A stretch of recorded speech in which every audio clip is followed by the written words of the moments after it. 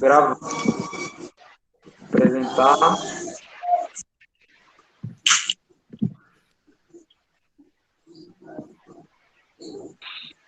Né?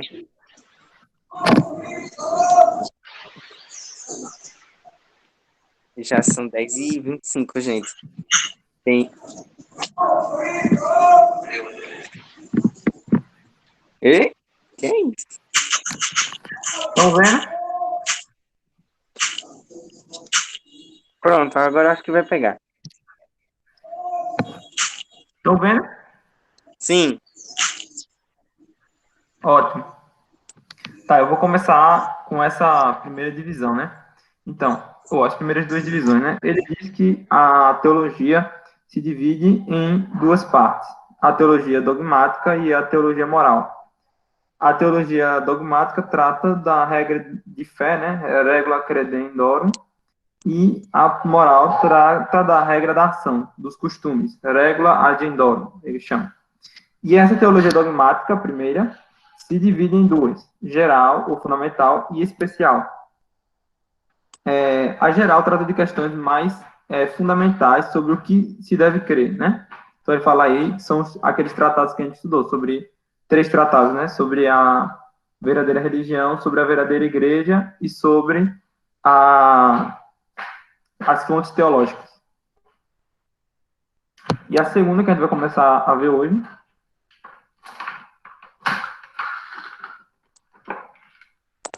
trata de cada artigo de fé em especial. Então, como os artigos de fé estão contidos no credo, então a gente pode organizar a partir do credo, né? E aí ele vai dar esses 7 tratados, né? Da fé de Deus um, Deus trino, Deus criador e elevador, Deus verbo encarnado e redentor, Deus santificador, então o tratado da graça e o tratado dos sacramentos, e Deus remunerador. Deu para entender? Deu. Pronto. Quem é que pode fazer aí um resumo do tratado da fé, sobre a fé? Alguém?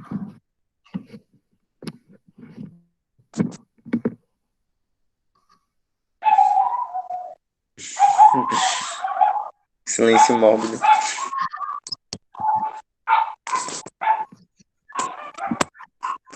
Ninguém pode. Ô, José Pedro. Calma, filho. O Tratado da Fé foi muito grande. Eu não... Foi o único que eu não li direito. O resto foi. Eu consegui fazer. Não, mas não é o texto todo, não, porque o texto todo realmente é longo, porque ele trata sobre a fé, esse tipo de coisa. É só até aqui, ó, até a divisão. Quando vem definição de fé, não precisa mais. É só essa primeira parte. Pois é, mas foi o único que eu não estudei direito. Só do segundo ao quarto tratado que eu consegui. Tá bom, Maurício. Maurício. Rapaz, eu acho que eu também nem consigo isso, mas deixa eu fazer um esforço aqui. Ok. Como são muitos textos, aí eu embaracei na minha cabeça. Mas vamos lá. Então ele vem dando, né, aqui, alguns princípios sobre a fé, né, sobre o que vem a ser a fé. Então nesse ponto A, eu vou ler, ele vem colocando assim: a fé é o princípio da salvação humana, o fundamento e a raiz de toda justificação, sem a qual é impossível agradar a Deus e chegar ao consórcio dos filhos de Deus. Ou seja, sem a fé, né, não existe transcendência, não existe a salvação, né? Nova luz, acrescentada à luz da razão, pela qual podemos atingir as verdades inacessíveis à razão humana. Porquanto, assim como pela razão nos distinguimos dos brutos, assim pela fé nos distinguimos dos incrédulos e dos filhos deste século, né? Então a fé é uma das formas de conhecer a verdade, né? Juntamente com a razão, né? Ponto C. Presídio seguro contra os perigos de erros múltiplos e como estrela do mar, que aponta para os trâmites do caminho reto, e o porto da salvação no meio das procelas dos erros. Dom especial de Deus e, ao mesmo tempo, obséquio prestantíssimo da nossa razão, pela qual subtemos a vontade e o entendimento da autoridade divina, né, pela qual nós tomamos o conhecimento de Deus e das coisas de Deus. Fonte perene de força e consolação, né, porque a fé, apresentando-nos diante dos olhos dos prêmios e tormentos eternos, argumenta as forças à vontade, porque os que creram, como diz o apóstolo, pela fé venceram reinos, operam a justiça, alcançam as promessas. Em segundo lugar, saciando os desejos do espírito do coração, introduz a paz e difunde-a na alma. Enfim, então ele vai pontuando, né? Alguns elementos da fé, né, no que implica crer.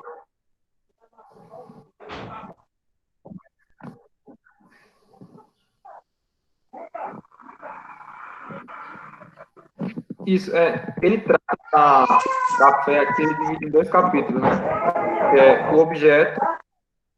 Então, o objeto é aquilo que se crê. O que é que se crê? Divide em duas partes. Materialmente, são as verdades reveladas por Deus, né? E aí ele divide. Tem a verdade de fé divina e a de fé católica. Aí tem uma diferença entre essas duas. Depois, como é que é o nome? Do objeto da fé formalmente considerado, ou seja, qual é o motivo que me leva a crer. Aí, no caso, você vai ver que é a revelação divina, né? O fato de ter sido revelado. Do ato de fé, é o segundo capítulo, aí ele vai tratar de como é que se produz na alma esse ato, como é que a alma consegue fazer isso. Então, tem primeiro uma preparação, a partir das proposições da revelação e dos motivos de credibilidade. Depois, uma produção. Em seguida, ele vai analisar as propriedades, são 4: firmeza, infalibilidade, obscuridade e liberdade. E, por fim, quem é que crê? O sujeito.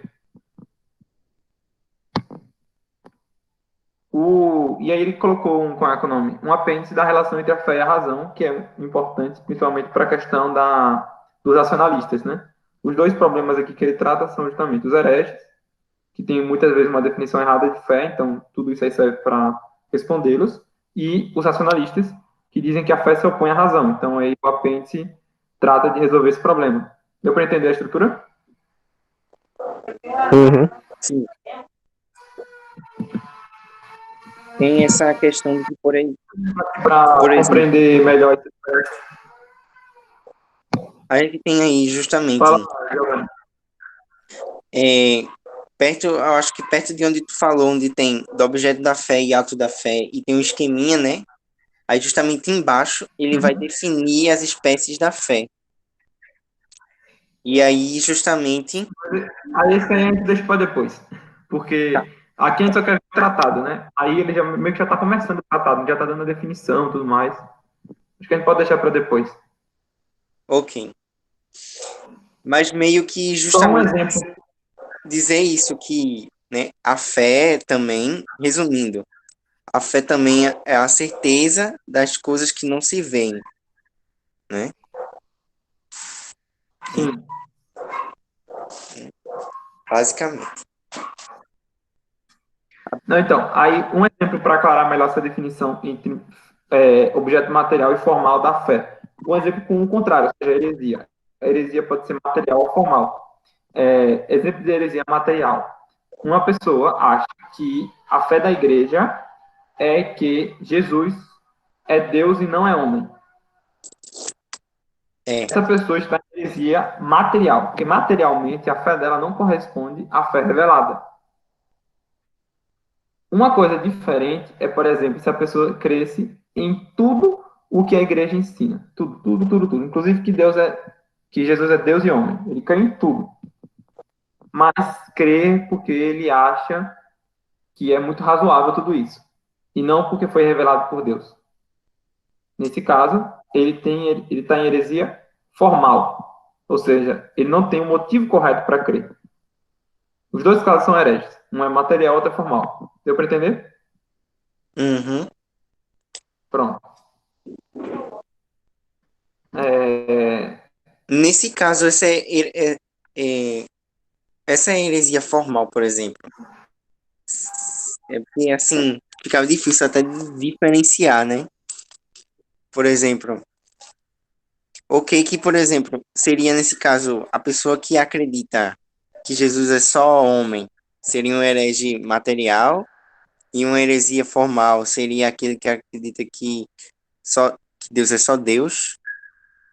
Deu, acho que é isso, é assim que dá para entender?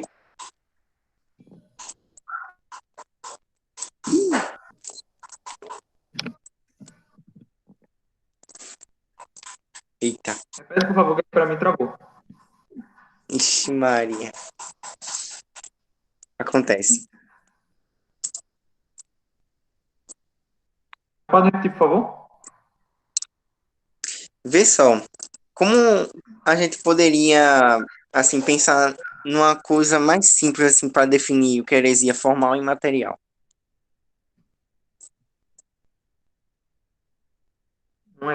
Um exemplo mais simples. É, porque não deu muito para entender, né?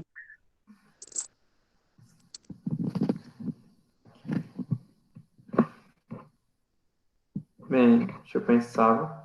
Difícil. Eu achei que era simples. Eita.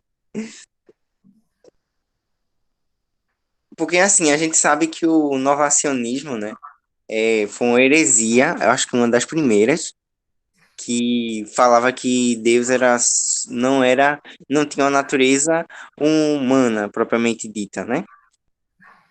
Hum, sim. E aí por isso que Maria não é mãe de Deus, né? Para um novaciano, né? Mas essa heresia seria uma heresia formal ou material? Olha, provavelmente a maior parte das heresias, elas são ambas as coisas. Eu criei os exemplos para tentar diferenciar os dois aspectos. Mas, em geral, as heresias vão ser as duas coisas. Ou seja, primeiro, a pessoa não aceita a autoridade da igreja, e isso é heresia formal. E depois, por não aceitar a autoridade da igreja, ele acaba discordando da igreja em algum ponto. Isso é heresia material. Certo.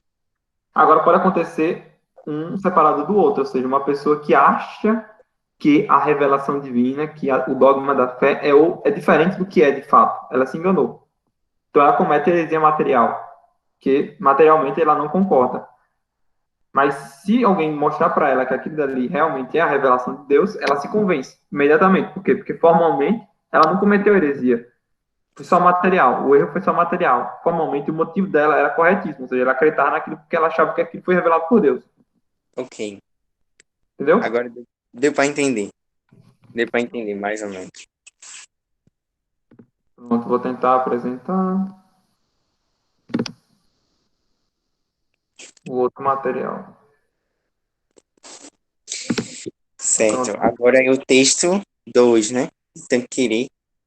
Isso. José Pedro vai explicar aí pra gente. É o segundo tratado, né? Yes. Ok. Isso. Tratado de Deus. Tu vai apresentar?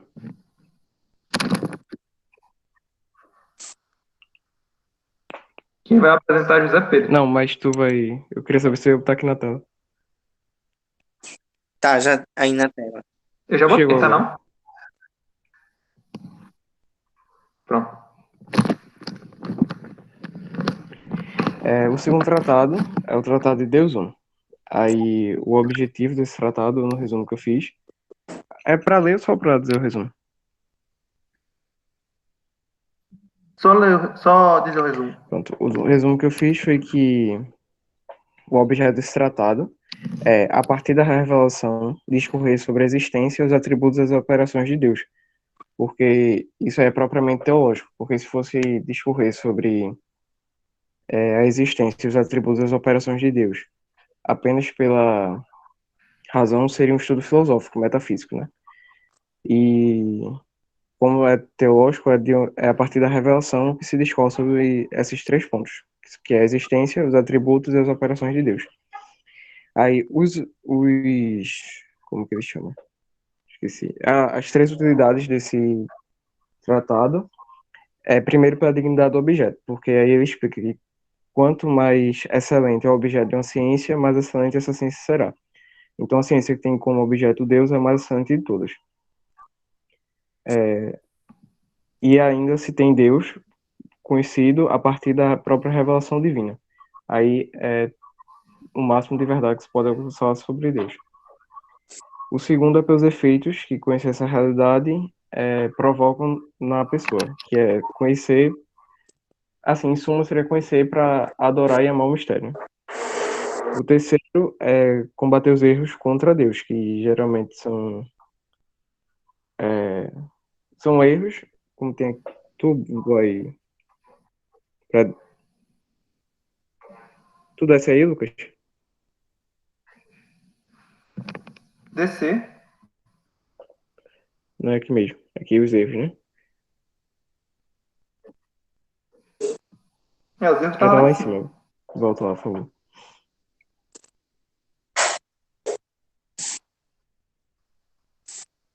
Os erros estão aqui, ó. C. Tu pode ler que tem embaçado pra mim.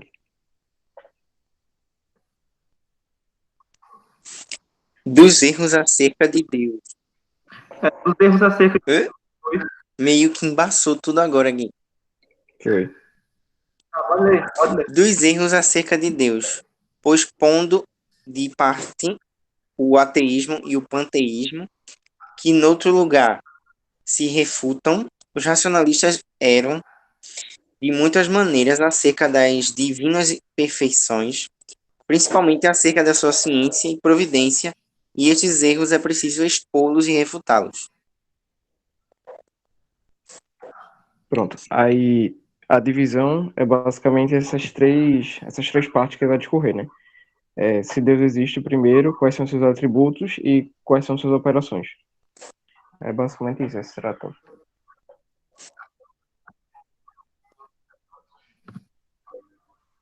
Vale ressaltar aí que o ateísmo, o panteísmo e o racionalismo, né, são erros e são heresias, né?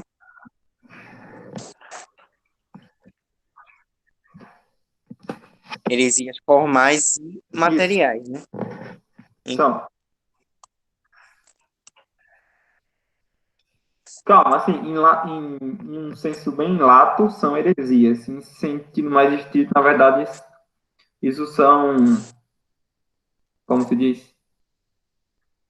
Apostasia. É porque para ser heresia tem que ser uma negação daqueles que já sentiram a fé, né?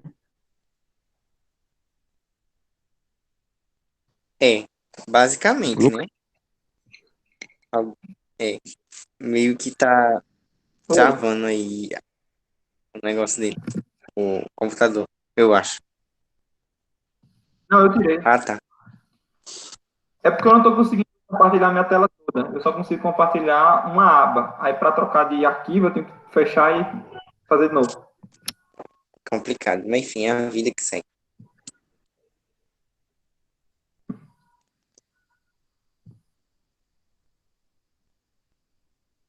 Agora é o texto 3. Isso, vamos lá. Maurício, tu pode explicar para a gente aí como é que é o tratado da Trindade?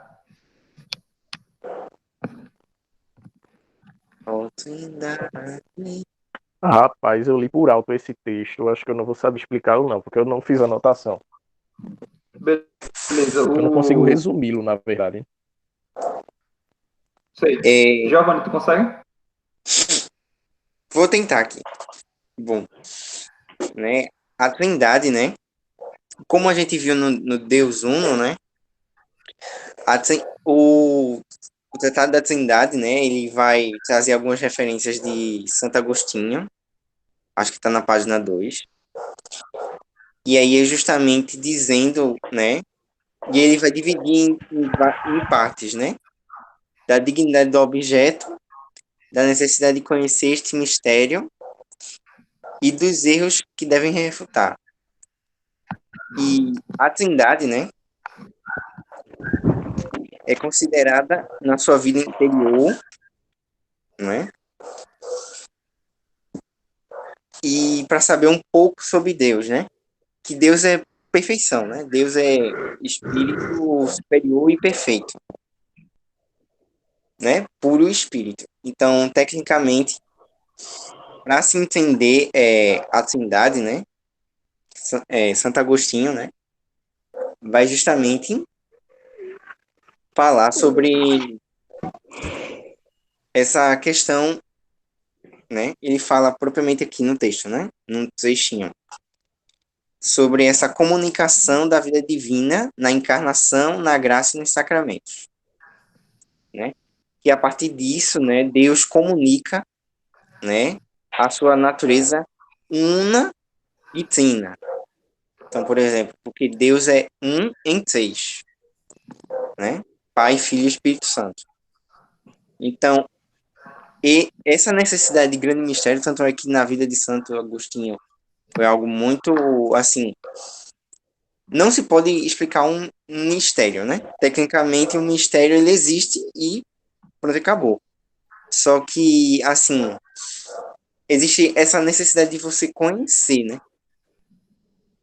E aí Santo Agostinho vai dizer que consiste, porém, nisso a vida eterna, em conhecermos a Ti, único Deus verdadeiro, e a Jesus Cristo que nos enviaste. Então, tecnicamente, né, existe essa revelação da Trindade, né? O próprio Jesus, né, quando ele foi soprar o Espírito Santo nos apóstolos, ele disse que a quem vocês já tiverem perdoados os pecados, lhes serão retidos, e ainda deu a ordem de batizar em nome do Pai, Filho e Espírito Santo, né? Tecnicamente. As heresias, justamente, que é os erros que sobrevêm da Santíssima Trindade, né? Ele fala que é justamente, logo no começo da igreja tinha alguns hereges, né? Que eram os unitários e racionalistas, né? Que eles tinham dificuldades nessa tendência de expor e compreender esse mistério, né? A Trindade é um grande mistério da fé, né? E aí ele fala justamente sobre essa questão, né? A Trindade é uma relação entre pessoas, né? Pessoas que são divinas. Aí eu acho que na outra página, página 3, ele vai dividir um pouco mais para compreender melhor, né? O artigo 1, Trindade das pessoas, que é provida da escritura e da tradição, a consubstancialidade do Verbo e do Espírito Santo, né? Que são duas coisas imbricadas, né? A concordância com a razão, né? E esse mistério da Trindade, né? Apesar de estar acima da razão, existe uma concordância com a razão. E a geração do Verbo, né? O Verbo que se fez carne, a processão do Espírito Santo, que é justamente as divinas missões. Então, é importante compreender que a Trindade, né, é um mistério porque existe essa consubstancialidade, né, do Pai, Filho e Espírito Santo. Tanto é que no Credo do Ensino Constantinopolitano se fala dessa relação, né, consubstancial, né, de relações que se conectam entre si, né? Falar de Trindade não é falar, existe um Deus separado do outro, não, né? Existe essa relação, né? Eu acho que deu para explicar bem. O Tratado da Trindade, como ele fala aqui, né, tem essas utilidades, né? Ele é por causa da dignidade do objeto, da necessidade e dos erros. Os erros são os unitários e os racionalistas. no início do cristianismo tinha outras heresias que negavam a divindade do Filho ou a divindade do Espírito Santo. Os unitaristas são uma heresia mais específica, né, que quer dizer que Deus é uno e não pode ser trino de jeito nenhum, é uma heresia moderna. O racionalismo também é uma heresia moderna que diz que, no caso, o erro dos racionalistas em relação à Trindade é que eles dizem que a Trindade não faz sentido, não é conforme a razão, é uma contradição. Então, é isso que precisa ser respondido para esses dois hereges.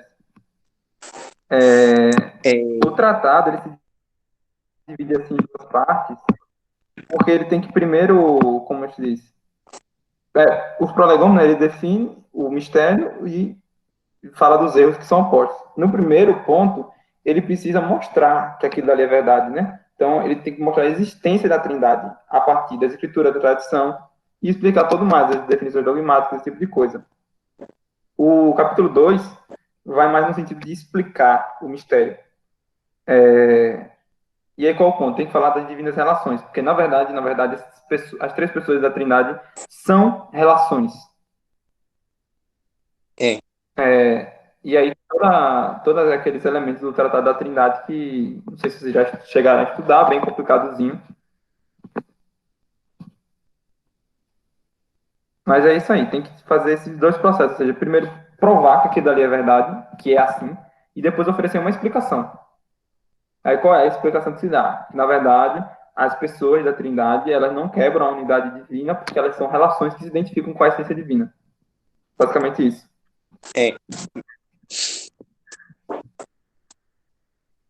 Fora que existe essa comunicação, né, divina. A comunicação divina, né, que coloca o mistério da Trindade, né, a partir da encarnação, da graça e dos sacramentos. Porque pela encarnação o Filho veio ao mundo, o Verbo se fez carne, né? Pela graça o Pai nos perdoa e o Espírito Santo também. E o Espírito Santo é que gera né? Nesse caso, o Espírito Santo é quem mora em Nossa Senhora para Nossa Senhora, né, conceber Jesus Cristo. E aí também esses sacramentos, né, que tem toda essa relação, não só dada pelo Espírito Santo, mas também dada pelo Filho e pelo Pai que abençoa. Então, existe toda uma relação entre Trindade. Mas acho que nesse caso aí está falando da geração do verbo intratrinitariamente, que é o que esse tratado vai se ocupar. Aí está falando da geração do verbo pelo Pai. A geração do verbo não está tratando da encarnação, está tratando da geração do Pai, o Filho sendo gerado pelo Pai, dentro da Santíssima Trindade, não fora. Isso é importante sempre diferenciar. Existem missões trinitárias, ad extra e ad intra, ou seja, para dentro ou para fora. As coisas que a Santíssima Trindade, o mistério da Trindade, ele é um mistério ad intra, ou seja, é a relação interior da Trindade entre as pessoas divinas. É algo que acontece dentro da Trindade, não fora. As missões ad extra, como a criação, a redenção, a santificação, todo esse tipo de coisa são relações ad extra. E, exceto a encarnação, todas elas são feitas pelas três pessoas em conjunto. Então, por exemplo, a gente fala que foi concebido pelo poder do Espírito Santo, nasceu da Virgem Maria. Bem, mas foi o Espírito Santo sozinho quem foi lá e fez Maria conceber? Não. Foram as três pessoas divinas juntas. A única exceção é a encarnação. Ou seja, quando a gente fala, por exemplo, Jesus morreu na cruz, Deus morreu na cruz, a gente fala Deus Filho, e não inclui Deus Pai nem Deus Espírito Santo. Mas as outras missões ad extra da Santíssima Trindade são todas em conjunto. O que isso demonstra é que nós não poderíamos conhecer, pelas obras ad extra, o mistério da Santíssima Trindade, se isso não fosse explicitamente revelado. Ou seja, em Jesus Cristo, aí sim, ele explicou esse mistério. Ele falou, dentro da Santíssima Trindade, dentro de Deus, existem três pessoas, Pai, Filho e Espírito Santo. Nós temos isso. É por isso que a gente sabe. Se não fosse por isso, a gente nunca ia saber, porque as missões ad extra são todas feitas pelas três pessoas em conjunto. Quando a gente olha, parece que é um Deus só. E é, de fato, um Deus só, mas a gente não consegue ver nas obras como é que é o nome? Essa trindade de pessoas que existem em Deus. Entendeu? Certo. Eu confundi, eu falei, parece que é um Deus só, mas é um Deus só mesmo. Parece que é uma pessoa só, mas não é, são três. Hoje.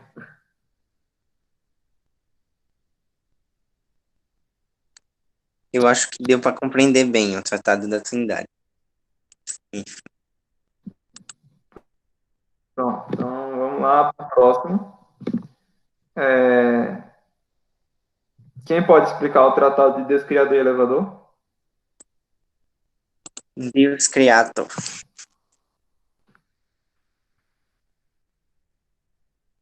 Tem uma partezinha em latim.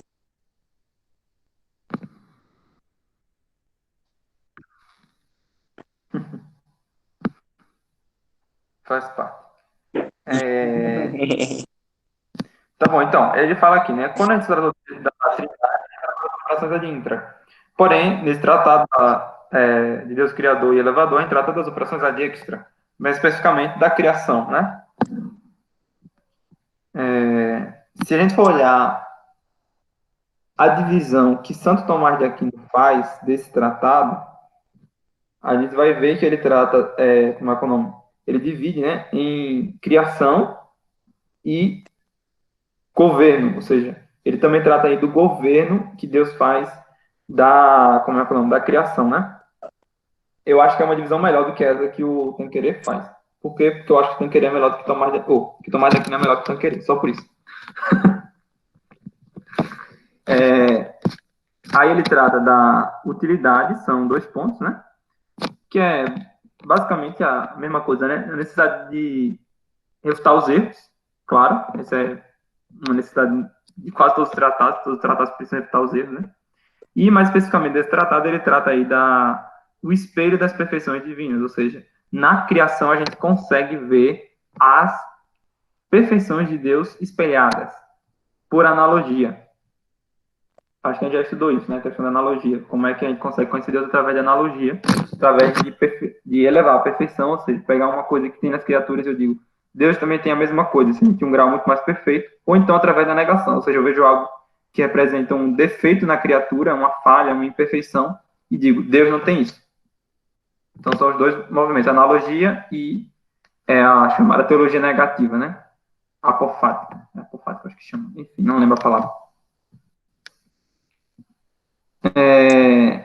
Ele fala de seres corpóreos, ele fala de as criaturas de três espécies, né?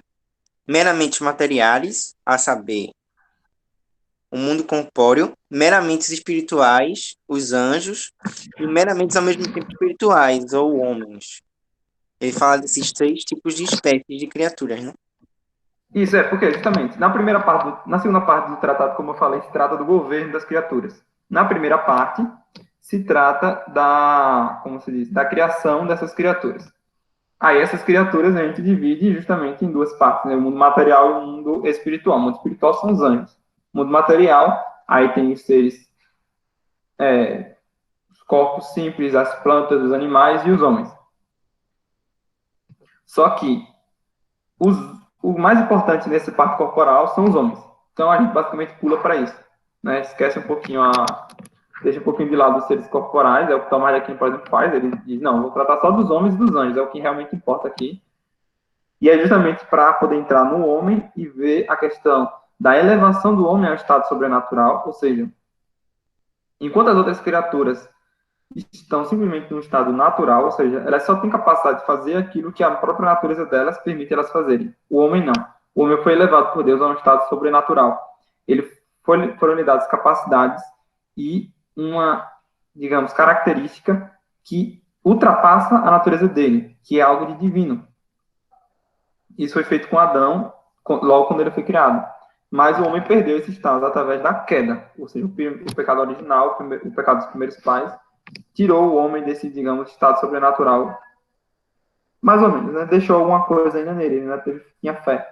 Mas ele perdeu a vida sobrenatural. Que aí, justamente, a recuperação dessa vida sobrenatural vai ser o assunto do tratado de Deus encarnado e redentor. Deu para entender? Uhum. Sim.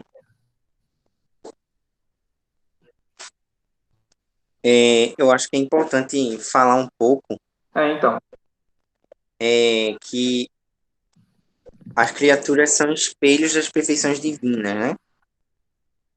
Eu acho que tem. Ele vai delinear, né? A utilidade das criaturas, né?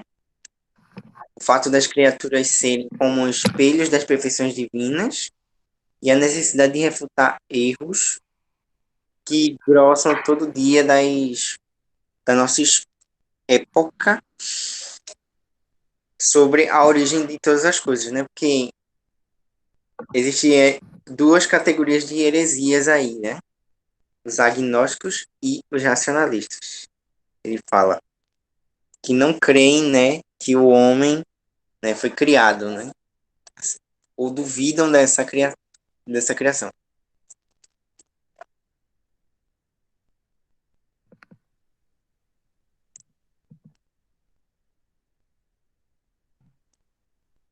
Eu acho que basicamente, né, assim, porque eu me lembro que eu estudei muito essa questão do criacionismo, né, e tal, e assim, basicamente, quando se fala de perfeição divina, né, é o que a gente chama de, tem a teoria do design inteligente, né, que é justamente Deus vai criar o céu e a terra, aí o próprio o Santo Agostinho diz, né, o céu e a terra e todas as coisas que há nele bradam de todos os lados que te ame, não cessam de bradar a todos, a fim de não terem desculpa a dar.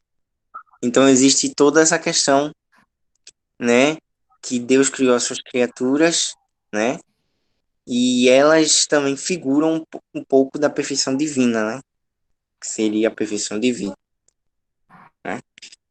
Apesar de que há imperfeições e essas imperfeições são quando o pecado original entrou no mundo, né?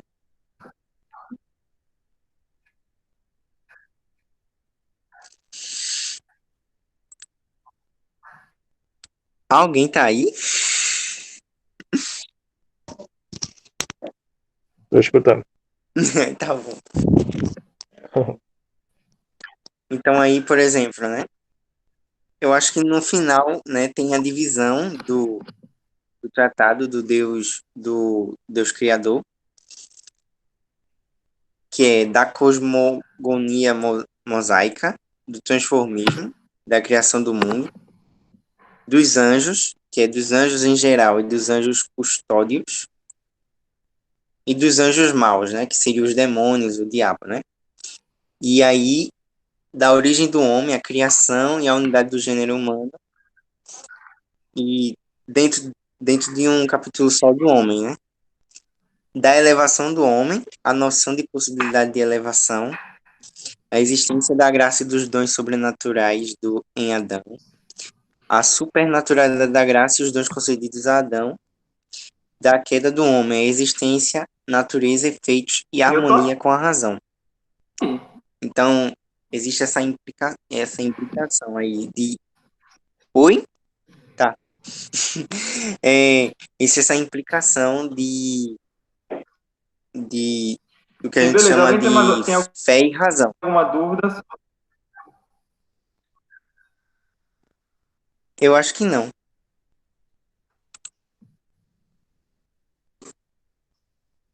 Eu acho que não. Acho que acabou mesmo. Já é 11h03.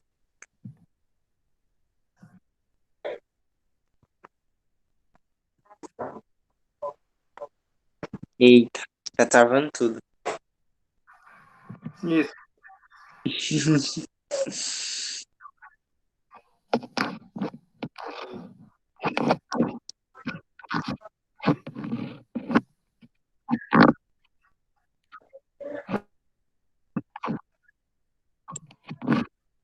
Hello, gente. E aí, finalizamos. Eu acho que sim. Também acho.